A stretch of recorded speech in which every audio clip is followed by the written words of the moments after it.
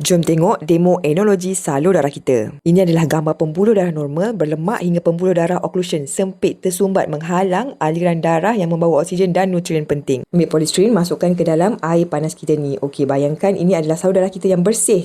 Tapi bila hari-hari kita makan berminyak, manis berlebihan, stres tak terkawal, lemak dan kolesterol mula melekat. Proses ni senyap, dia tak bagi amaran awal, tahu-tahu stroke, serangan jantung, na'uzubillah hingga meragut nyawa. Kita ambil Forever Omega Plus ni untuk menguji kehadiran omega dalam produk tu. Okey, so kita pecahkan dulu kita punya minyak ikan ni, sapu sikit dekat kita punya kulit. Kulit kita daripada protein ni tak apa-apa pun, okey je. Tapi kita tengok apa tindak balas dekat dalam kita punya salur darah ataupun dalam enologi ni kita letak dalam polystyrene.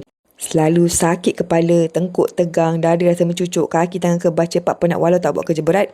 Jangan anggap itu biasa. Jantung tengah bekerja keras tu. Bantu dengan ambil nutrisi yang betul. Omega ni sangat membantu untuk kurangkan keradangan, support paras kolesterol yang sihat, bantu aliran darah lebih lancar, jaga jantung dan otak. Tengok tu tindak balas dia. Masya Allah, best kan? Risiko tak datang tiba-tiba. Ia terkumpul dari gaya hidup harian kita. Makan Omega 3 Plus hari ni, semoga makin sihat, bebas dari penyakit kronik.